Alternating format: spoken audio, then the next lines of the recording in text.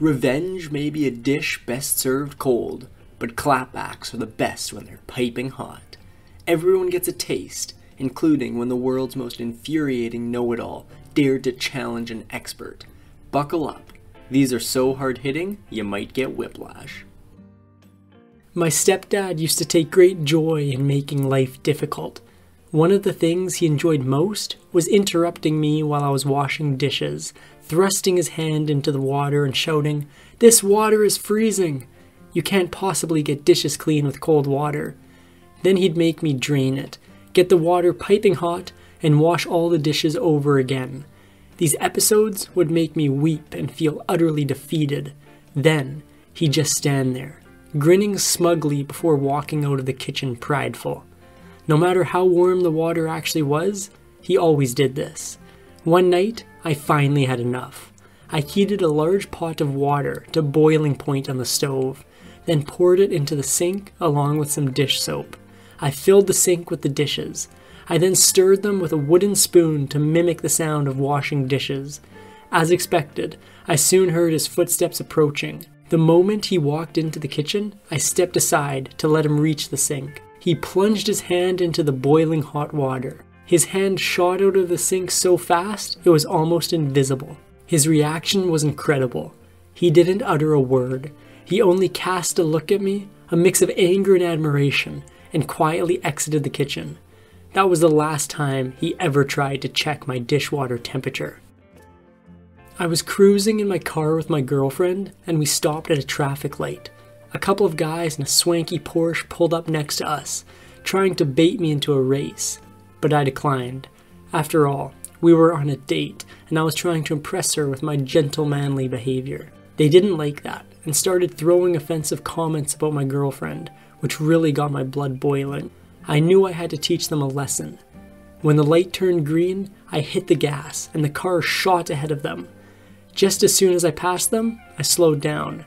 That's when it all came together. It happened right in time for them to zip right into a speed trap that I remember passing on the way to pick her up. The laughter continued all the way to our dinner destination. During my first year at high school, not long after my parents split up, my mom, siblings, and I relocated to a small town in upstate Pennsylvania. Dealing with it was hard. In my first week at the new school, I was learning the layout and getting to know the teachers. Many of my classmates had known each other all of their lives, and here I was, a stranger. While some kids were friendly, a handful were unkind, snobby, and mean. There was one girl in my English class in particular who was all three things combined. I was asked by the teacher to introduce myself and share where I came from, and I did as instructed. A pop quiz followed the introduction, which according to the teacher was to assess my abilities. As the quizzes were distributed, the snobby girl sitting behind me tapped me on my shoulder. I turned to face her. She smirked and said, "Special ed is down the hall." I remained silent, blinked, and simply turned away. Frustrated, I took the test and handed it in for instant grading. The teacher returned the scored quizzes announcing, only one student aced the quiz, scoring a full 100%. Want to know who it is? It's our new student. She congratulated me, wishing the others would perform as well in the next quiz. I knew exactly what to do to get revenge. I turned and looked at the snobby girl behind me. Flashing a broad smile, I said, "Just a reminder, special ed is down the hall." The whole classroom went silent for a moment before erupting in a chorus of laughter. Her smirk instantly vanished. She remained silent for the rest of the class.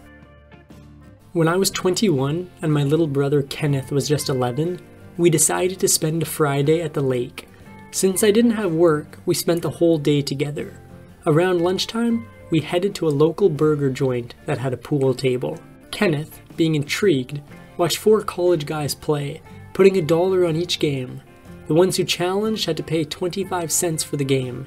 Kenneth, feeling confident, asked me for $1.25. I had a hunch about his plan. He walked over to the crowd and requested to play. Initially, the recent winner refused, not wanting to take money from a kid. So I told him, "It's on me. Just let him play a game." The guys, probably in their 20s, chuckled and shook their heads. Kenneth then displayed his trick. He broke and pocketed a ball instantly, after which he successfully shot 4 more before narrowly missing a bank shot. The smiles on the guys' faces faded away. The next man in line missed his shot, and Kenneth cleared the rest of the balls off the table. The room erupted with laughter. Every time Kenneth managed a complicated shot, he'd receive astonished exclamations like, "No way," and "For real?" With a smirk, Kenneth gathered his winnings, then asked, "Who's next?" They all lined up to play, and they all lost. We spent hours there, and Kenneth managed to earn around $20. It was the best $1.25 I ever spent, because there was one thing no one knew. Kenneth had been practicing pool in our garage since he was 4. One day, my ex-husband was hosting his friends, trying to show off by making fun of me and generally acting really rude. His friends questioned why there was so little in our apartment. He blamed it on me, saying I only cared about my clothes. This was followed by rude weight-shaming jokes and him demanding that I serve them food.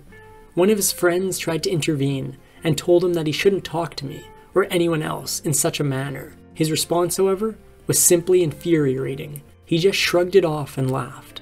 Another friend tried to caution him, reminding him that if I left, he'd be in a bind because I was the only one with money. When I entered the room, my husband glanced at me and said, "No, she won't leave me. She's too in love with me, right?" Well, there was something that he didn't know. I replied, "Actually, Paul, I filed for divorce last week, and since you're not willing to leave, I will." He had no idea that I'd already packed a suitcase and was ready to go. I left, but not before taking a moment to enjoy the sight of him, sitting there with his mouth gaping open in surprise, looking as foolish as ever, and certainly not as charming or smart as he thought he was. I bumped into my former school bully at, believe it or not, my own workplace. We shared classrooms from kindergarten all the way through to graduation. Seeing him step out from the HR office as a newly minted shipping clerk left me quite shocked. He then took the liberty to boast about his lifestyle, successes, wealth, and so on. Snidely he asked, "So what have you done with your life?" As if I'd achieved nothing in the decade since we last met in high school. My reply was brief. "Well, you're standing in my office. Please close the door on your way out." I'm usually not one to assert my position over someone, but this guy had it coming. The look on his face was worth $1 million, and yes, he did close the door behind him. A while back, when I was an army wife, I was in my car at the mall when a guy rear-ended me. He got out of his car, decked in his crisp, new army uniform, and started flexing his authority. What he did next was unforgivably obnoxious.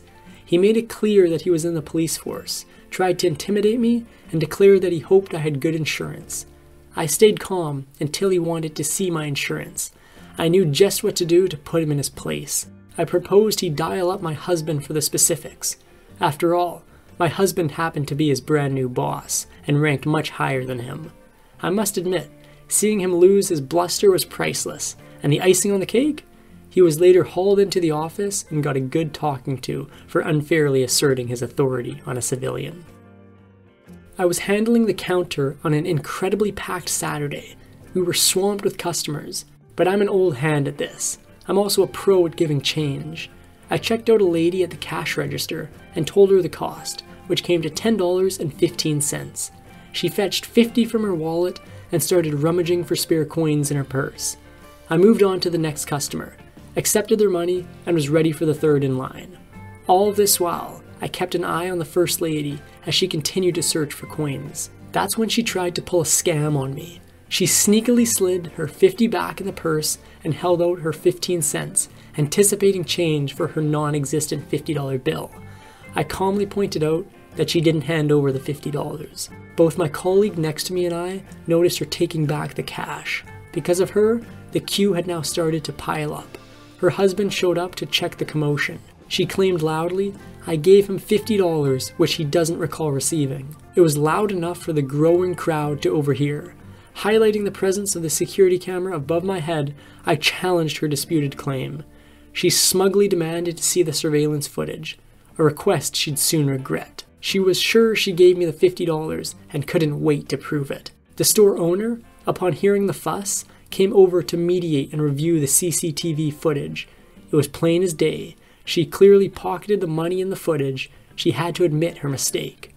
To add insult into injury, she had to rejoin the line to complete her transaction. She couldn't make eye contact anymore. She offered a week. I guess I was wrong. That was her apology. Accepting her money, I cordially wished her a nice day. I was hanging out at the mall with my friend when we swung by the food court and spotted a couple of tiny TVs set up for anyone willing to play FIFA 20. My friend queued to order our food, and I decided to explore the game scene as it had been some time since I had last played. I broke away from her and joined the all-male lineup, a move which was greeted by less than thrilled glances. One guy smirking said, "You want to play, huh?" I confirmed I wanted to play, to which he responded patronizingly, "Aw, sweet, you'll get your shot next." Well, my turn came, and I beat him. It's worth noting, I'm not a wizard with FIFA. It just so happens that my brothers are pros and I've been lucky to learn from them. In comparison to everyone else, I play like a master having been trained by the best. The times I've managed to beat my brothers can be counted on a single hand. After his defeat, the guy muttered a bunch of lame excuses, blaming it on his supposed leniency since I was a girl. Not my business, really, but my day wasn't done yet. Up stepped this really cocky guy, who made a point to tell me he'd show me how it's really done, despite my apparent cuteness. Yet, I had the upper hand with a 1-0 lead by halftime, and closed out the match with a 2-1 win. Bruised ego and all, he demanded a rematch. I needed to get back to my friend, so we settled on a half game. When halftime rolled around, I found myself triumphantly sitting with a 2-0 score. I beat him. Again, his embarrassment was palpable. I thought about calling his score cute as I left, but I held back. When I was a teen, I remember stepping out of class for a meeting with my parents and a teacher about my academic performance. When I got back, the girl next to me had a smirk on her face. Before I could even sit down, she asked me to get her some colored pencils. I refused because something about her behavior seemed off. She let out a sigh and stood up. As I moved to sit, I noticed my chair was slathered in glue, so I quickly swapped it with another one. On her turn, she sat down and started laughing at me. I chose to pretend to be clueless and asked, "What's so funny?" Barely containing her laughter, she blurted out, "I glued your chair." Suppressing my own laughter, I responded with a smirk, "Yeah, I know. I just switched it with yours." That wiped the smile off her face. My mother-in-law definitely knows how to stir the pot. She consistently gives me tops that are several sizes too big, despite me being a size 12. To make things even weirder, she once suggested to my husband that I wanted a secluded house in the woods so I could harm him. Her supply of snide comments and snarky grins is endless. When my husband and I were moving into our new house, we arranged for a moving truck for the day. Both his parents, including his stepdad, showed up to lend a hand. The passive-aggressive tension quickly built up. My husband and his stepdad seemed to take eternity to decide how to move things upstairs and downstairs. At this rate, I'd need the truck for a week, I thought, bracing myself for some complications. Meanwhile, my father-in-law, who just had 4 of his toes amputated, was unable to help much. However, when I was struggling with our sofa, he offered to hold one end. As we headed towards the house, my mother-in-law decided to chip in with her trademark sarcasm. She said, "Oh, Cindy, you're more of a man than me." My response floored her. I said, "Yeah, and more of a woman too." Her face turned beet red, and she looked as though she wanted to strangle me. Her anger only flared further when my father-in-law started laughing at my joke too. Back in my university days, the smoking corner was our preferred chill-out spot during class intervals. Everybody would gather there, smokers and non-smokers alike, for a bit of conversation and company. I'd meet heaps of new folks each day, with all sorts of distinctive character traits on display. Some definitely came across as a bit too high and mighty. Now, regardless of my Polish roots, my accent is decidedly American. You wouldn't peg me as Polish if you tried. Usually, the hot topics would revolve around politics, immigration, and other related issues. This one day, I found myself in the company of friends who were very into these sorts of discussions. I mostly stayed out of it, just quietly taking in their views. Then, this particularly pompous guy sauntered over and began bashing Polish people. The atmosphere quickly turned electric. Upon seeing the direction of the conversation, My friends glanced at me, barely suppressing their amusement. They seemed to collectively decide it was better to hold their tongues for the moment. So, Mr. Arrogant held the floor, going off about how lazy immigrants should return to their homes and generalizing all Polish people as lazy. He carried on, and surprisingly, nobody interjected. Mr. Arrogant then came out with another sweeping statement. I've never come across a Pole who takes the time to learn English or contribute productively to society. That's when I finally stepped in. I said, well, consider yourself lucky you've met one today. His expressions cycled through a series of bewilderment, recognition, shock, and crimson embarrassment. My friends broke out into laughter, and there I stood, wearing a triumphant smirk. My biology course at university had a lecture component that took place in a big auditorium. I usually opted for a back seat, and there was this guy who sat not too far from me. From the beginning, he didn't seem to like me very much. Our professor taught directly from the textbook, using slides that mainly summarized each section. Seeing as I tend to learn better by reading, I didn't make it to every lecture. When I did attend, I would often spend my time reading a comic book while half listening to the lecture. During one such class, the guy who didn't like me snapped, "Why do you even bother coming if all you're doing is reading a silly comic book?" I told him to mind his own business. A few weeks later, we had a major exam. When I got my test back later, I was stunned. My score was 65 points. After initially panicking, I realized that it wasn't a 65%, it was my raw score. So I asked the guy, "Do you know the grading scale for this exam?" He replied smugly, "You needed a bare minimum of a 52 to score a C." That's when I knew I had him. I followed up by asking, "Alright, then is the A boundary above 65? His eyes squinted at me, and then he realized it. In disbelief, he exclaimed, "You were the one who skewed the grading curve?" He was furious. But I didn't stop there. Every now and then, I can conjure just the right retort immediately. This was one such moment. I said to him, maybe you should spend more time reading comic books. I worked as a mobile drink seller at a local sports arena, and a young guy signaled me over to buy a beer. To me, he seemed a touch too young, and given the recent emphasis by my boss on checking the age of our customers, I asked him to show me his ID. His reaction was infuriating. He started dramatically complaining to his even younger looking girlfriend about how absurd it was for me to ask for ID, claiming I was wasting his time, and so on. After he finished his grumbling, he showed me his driver's license. He was just 21. Both he and his date were insulting me at that point. So I thought I should give them a taste of their own medicine. I tossed his driver's license back to him and said, "I'm sorry, sir. It's not enough to be 21. You also have to behave like it." Then I left, unaffected by the interaction. A few years ago, I was on my commute by train when a large group of French exchange students, mostly teenagers, along with a few adult chaperones, boarded the train. They pretty much filled up all the seats and left hardly any standing space. I was annoyed for a minute or two, but I was in for a big surprise. Many of these students were enthusiastically trying to converse in English with the regular passengers. It was clear they were having a good time, and a few passengers seemed to enjoy interacting.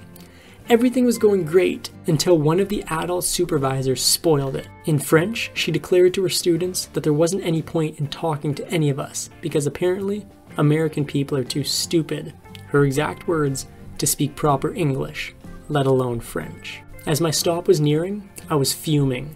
So, with a voice louder than I've ever used, I spoke out in flawless French. I wished the students a wonderful journey and advised them to be careful about judging others in the future. The supervisor turned as red as a tomato and remained silent until I got off the train. However, the crowning moment arrived when a little old lady chimed in and said to her, "I don't think you saw that one coming, did you?" Several years ago, I attended a house party where one guy was being a real pain. His behavior was disrespectful, doing things like making mean jokes, upsetting people, and generally getting on our nerves. We didn't even know who he was or why he was there. I decided to distract myself and picked up a drink, then started playing with a small toy that was on the host's coffee table. Suddenly, I noticed this bothersome guy heading towards me. "Small things amuse small minds," he quipped. Without missing a beat, I shot back. Well then, maybe you should stop playing with whatever's in your pockets. Our fellow guests erupted with laughter, and, of course, he didn't have a comeback. He just backed off, and I didn't see him for the rest of the night. I hold a purple belt in Brazilian Jiu-Jitsu. Being a woman, I'm often paired with beginners who try to instruct me on techniques. Interestingly, I've never seen this happen to the guys. Normally, I listen and later prove them wrong during our sparring sessions. Most times, one sparring session is enough to curtail their overly instructive behavior, but one guy seemed clueless. He was constantly trying to correct me, but his descriptions of the techniques were always off. Our chief instructor overheard him once and told him to stop correcting me, since he didn't quite get the techniques himself. One day, we were practicing the double leg takedown.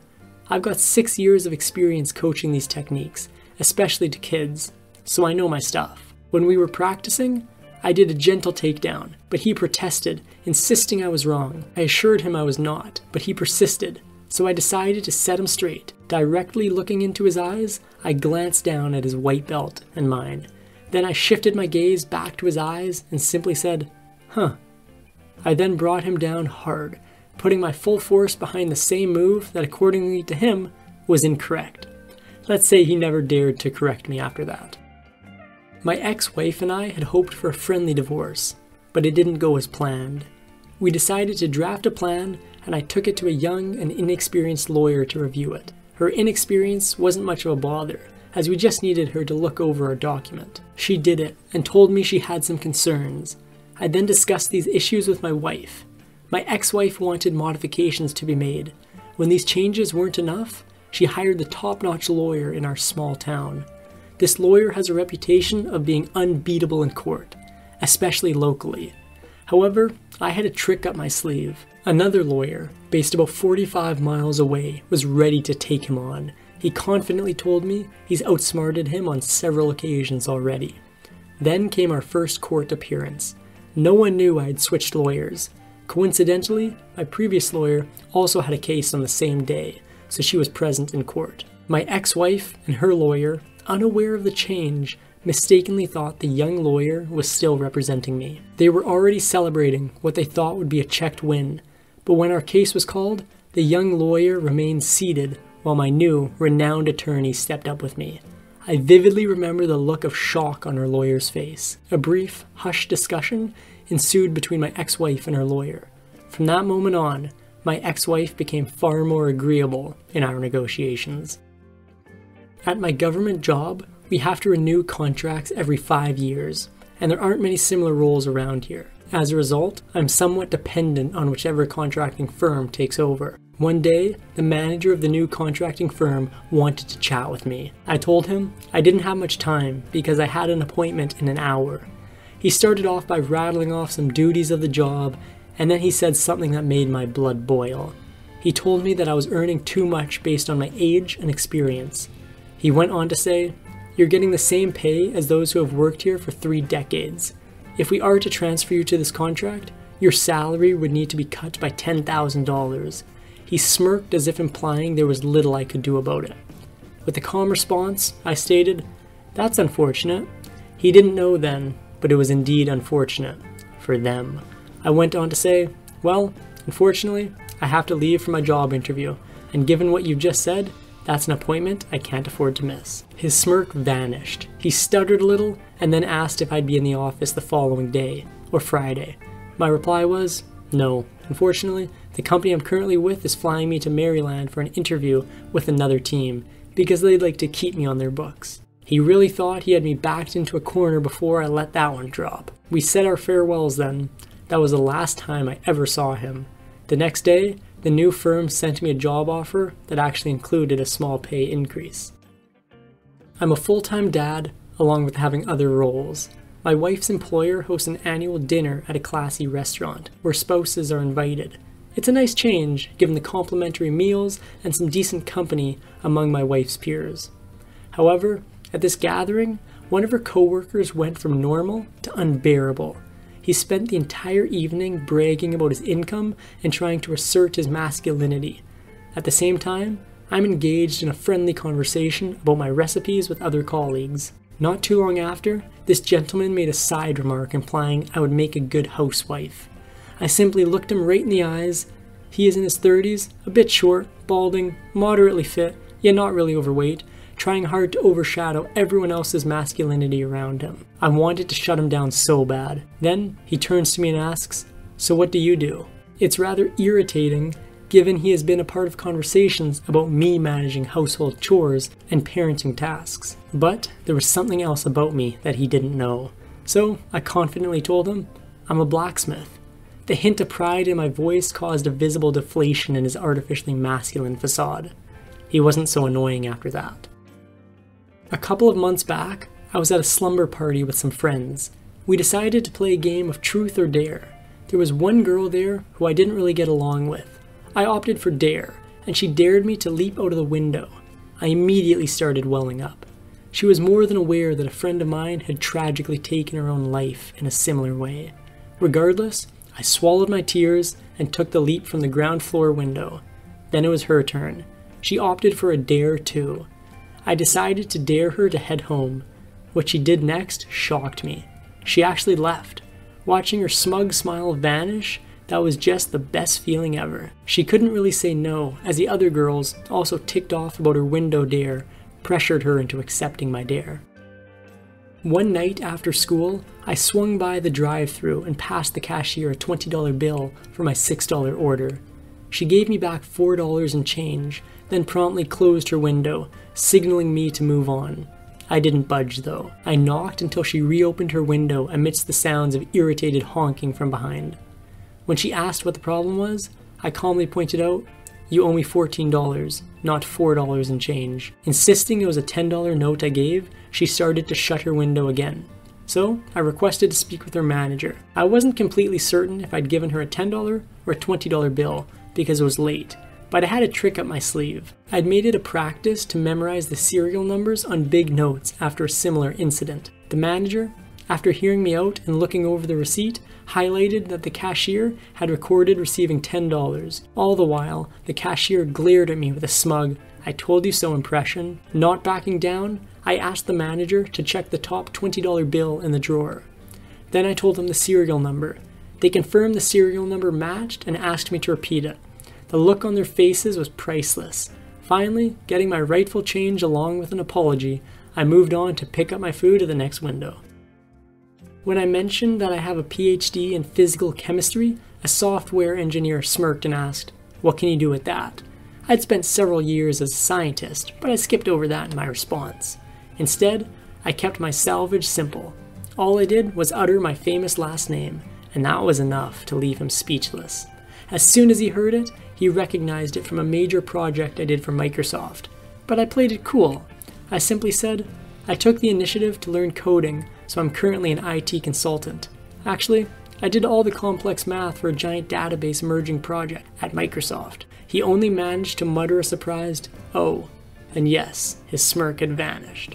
That is going to bring us to the end of the video. If you enjoyed these legendary clapbacks, comment below, leave a like rating, subscribe for more, and we'll be back with a brand new video very soon.